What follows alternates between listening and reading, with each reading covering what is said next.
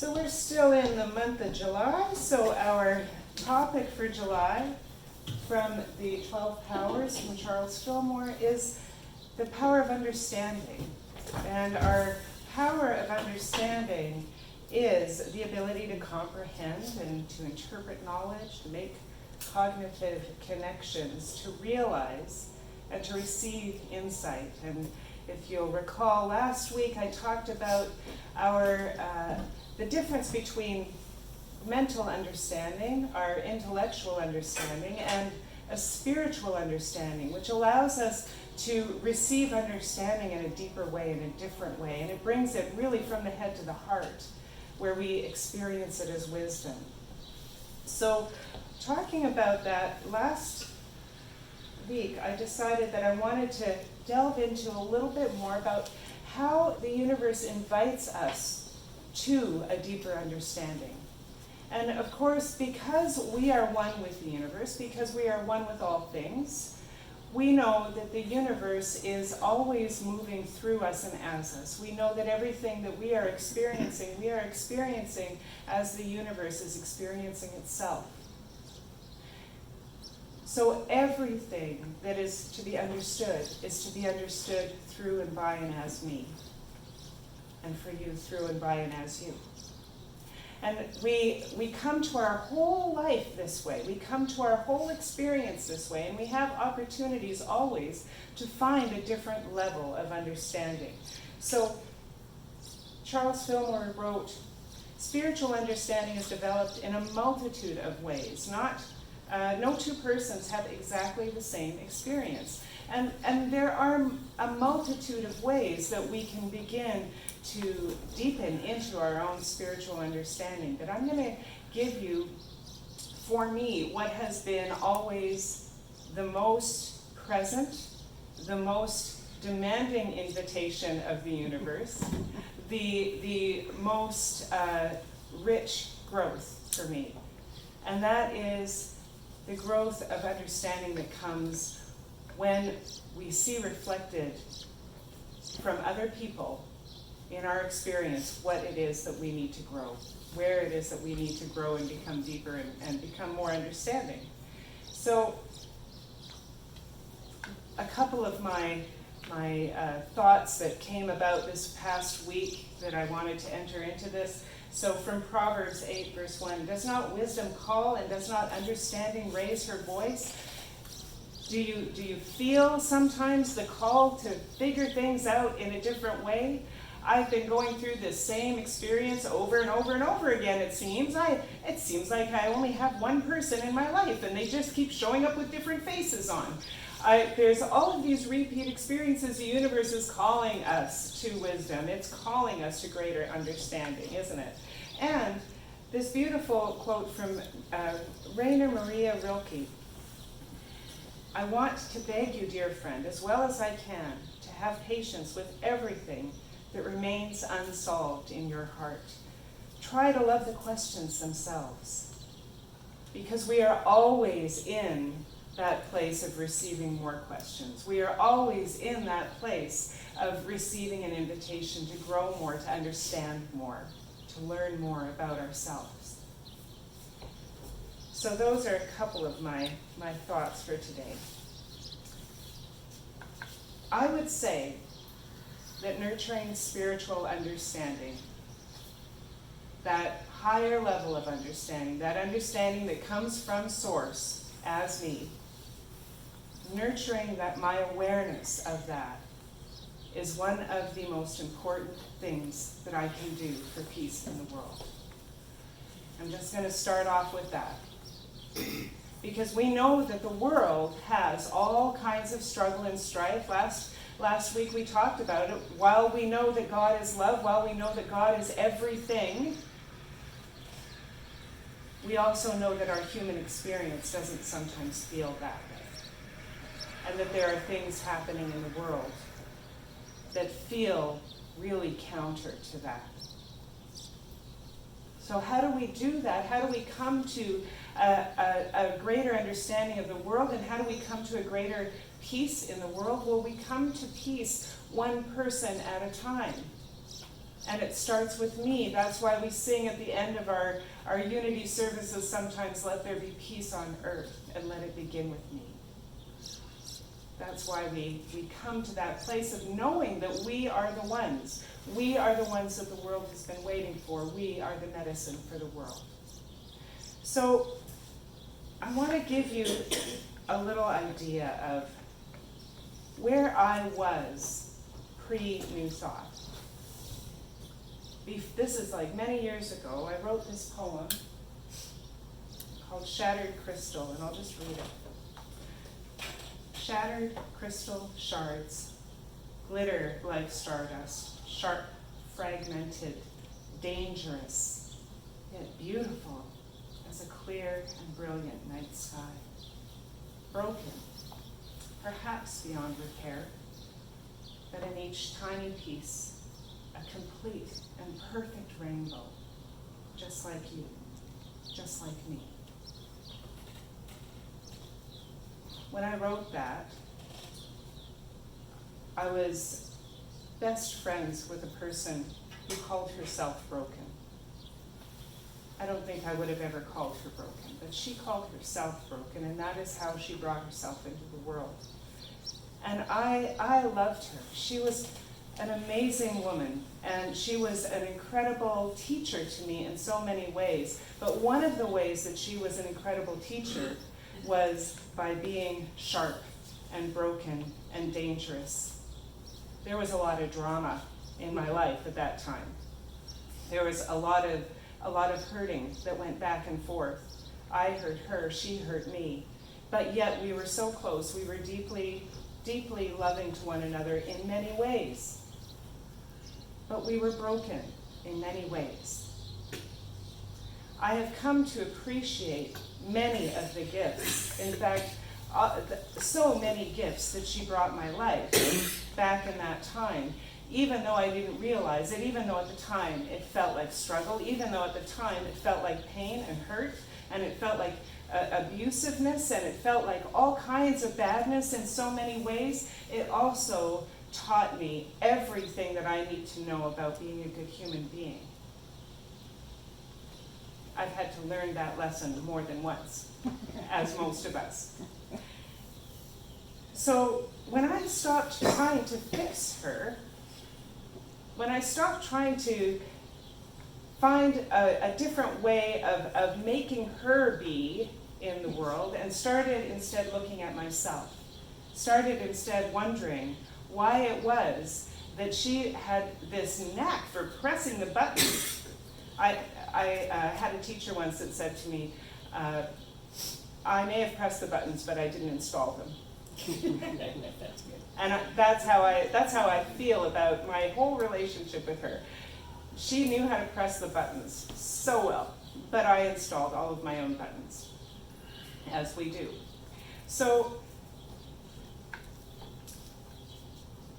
just as a recollection, last week I brought you this quote. You're not truly listening unless you're prepared to be changed by what you hear. And what I brought in last week was the idea that you're not truly listening to the divine, to that spiritual understanding, if you are not willing to be changed by what you hear. And likewise, you are not really listening to the divine life that is looking at you through another person's eyes if you are not prepared to be changed by what you hear. And sometimes that changing of what you, being changed by what you hear simply means that you really learn to recognize yourself within it. And you really learn to recognize what part you play and how you fit within it. Now, it's interesting, that Shattered Crystal poem I wrote about 10 years before I bought a book called The Way by Michael Berg. And it's about the Kabbalah.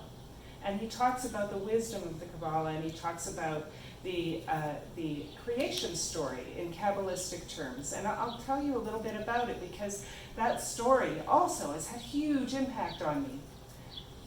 So the story goes from the Kabbalah that in the beginning there was only light. And in Kabbalistic terms, light is another meaning for love. So in the beginning, all there was this light.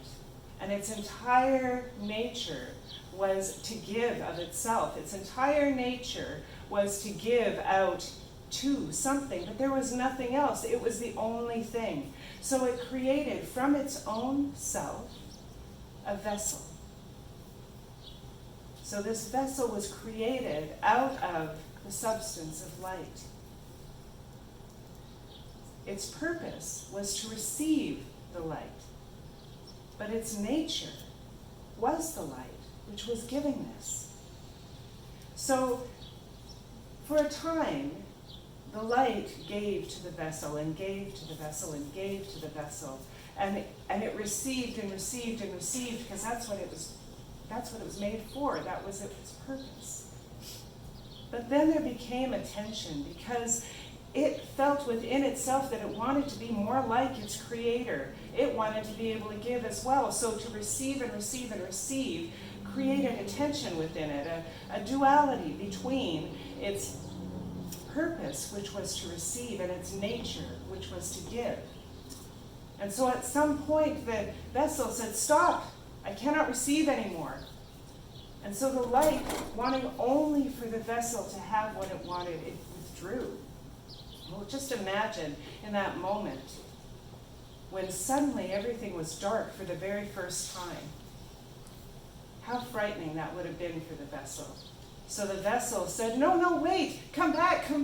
And so the light, wanting to give its whole self into the vessel, came back in full force. But because that tension was still there within the vessel, it couldn't handle the love of the light, and so it shattered into a billion pieces.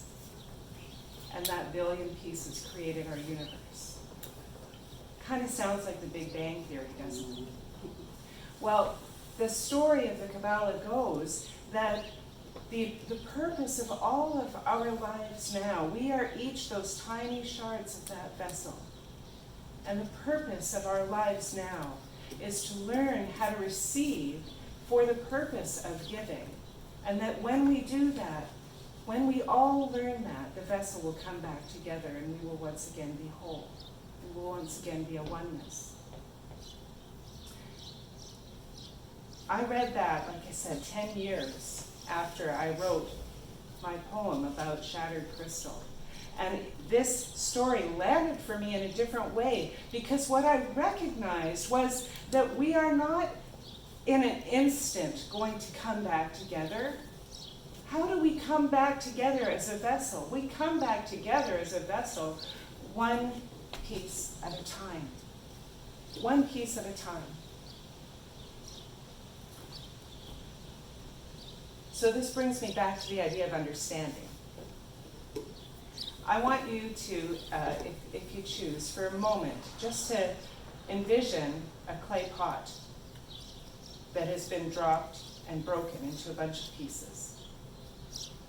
Now, when you pick up those pieces, you can see how they fit together.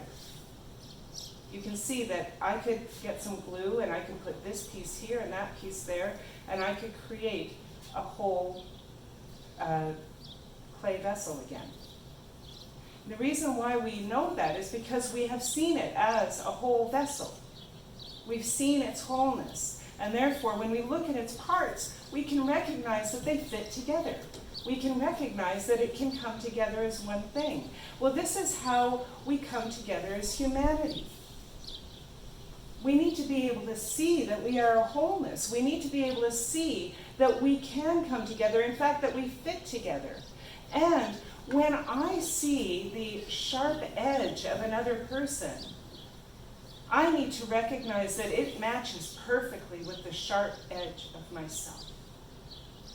And that there is something within their sharp edge and my sharp edge that needs to come together, that needs to be healed in order for us to create the opportunity for the whole vessel to come back together again. This is how we heal humanity. This is how we create peace on earth. One sharp edge at a time.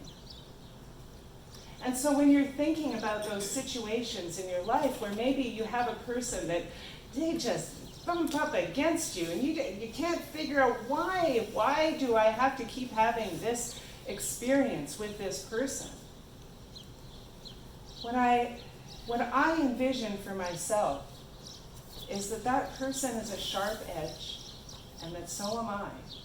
And if I can understand how we fit together, I can come to a place of gratitude. I can come to a place of love. I can come to a place of integrating that wisdom within myself, that understanding within myself. And then not only does it heal me, it heals our relationship, and it heals them, or at least a part of them. This is how we create peace on earth. This is how we bring the world together and create that vessel anew.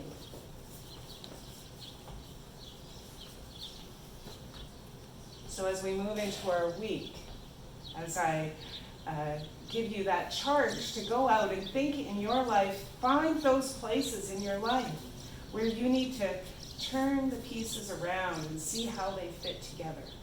Where you have that opportunity to heal your relationship with someone else so that you can heal the world. Let's do this affirmation together. Let's move into our week in that way. So say with me if you choose.